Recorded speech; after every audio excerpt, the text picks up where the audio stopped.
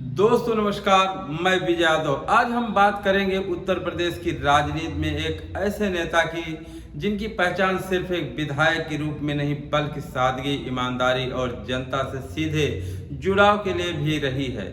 हम बात कर रहे हैं आजमगढ़ के निजामाबाद विधानसभा क्षेत्र से 5 बार विधायक रहे समाजवादी पार्टी के वरिष्ठ नेता आलम बदी आजमी साहब की। हाल ही में उनका अभी 22 जुलाई को निधन हुआ है, जिसके बाद पूरे प्रदेश में राजनीति में शोक की लहर दौड़ पड़ी। आलम बदी साहब का जन्म 16 मार्च 1936 को आजमगढ़ के जिला बिंदावल गांव में हुआ था। उन्होंने इंटरमीडिएट तक की शिक्षा प्राप्त की और इलेक्ट्रिक और मैकेनिकल इंजीनियरिंग में डिप्लोमा किया। राजनीति में आने से पहले वे इंजीनियर के रूप में भी कार्य कर चुके थे। आलम बदी आजमी ने समाजवादी विचारधारा को अपनाया और समाजवादी पार्टी से जुड़ गए। धीरे धीरे उन्होंने क्षेत्र में जनता के बीच पकड़ मजबूत बनाई। उन्होंने निजामाबाद विधानसभा सीट से कई बार चुनाव लड़े और 5 बार विधायक बने। विधायक बनने का जो गौरव हासिल किया 1996 और 2002, 2012 और 2017 और आखिरी बार वह 2022 में विधायक चुने गए। उनसे जब एक बार पत्रकार ने पूछा था कि जब वो 22 का चुनाव लड़ रहे थे तो पत्रकार ने उनसे पूछा कि आप 2027 का चुनाव भी लड़ेंगे, तो उन्होंने यही जवाब दिया था कि अगर मैं जिंदा रहा या यदि मेरी तबीयत सही रही तो मैं इसकी बात करूंगा। और उन्होंने एक ऐसा उदाहरण दिया जिसका सवाल पत्रकार महोदय जी को भी समझ में नहीं आ रहा। उन्होंने बताया कि जब मोरारजी देसाई की उम्र 96 वर्ष की थी तो वो भारत के प्रधानमंत्री बने थे, तो उसके बाद लोग हंस पड़े।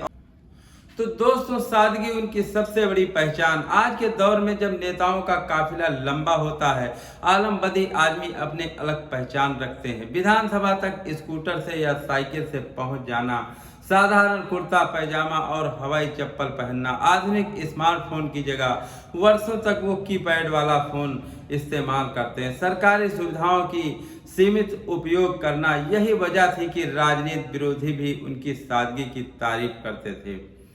जनता से सीधा रिश्ता उनका। कहा जाता है कि आलम बदी आजमी साहब अपने क्षेत्र में बनने वाली सड़कों, पुल और विकास कार्यों का स्वयं निगरानी करते थे। कई बार तो वे निर्माण स्थल पर भी पहुंच जाते थे और खड़े होकर के काम देखते थे ताकि गुणवत्ता बनी रहे। उनकी राजनीति का सबसे बड़ा आधार जनता का विश्वास था।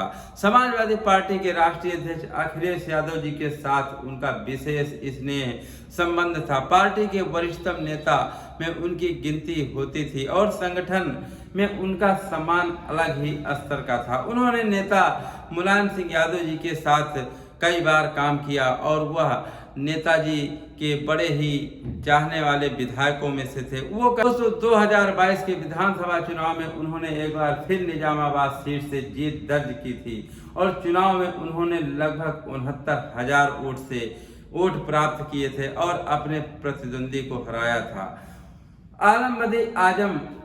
आलम बदी आजमी की राजनीति की सबसे बड़ी विशेषता थी सादगी, ईमानदारी, जनता के बीच लगातार मौजूद रहना, समाजवादी विचारधारा के प्रति प्रतिबद्धता। यही कारण रहा कि कई दशकों तक जनता का भरोसा जीतते रहे। 22 जुलाई 2026 आलम बदी साहब का आज निधन हो गया और उत्तर प्रदेश विधानसभा के सबसे वरिष्ठ सदस्यों में एक थे।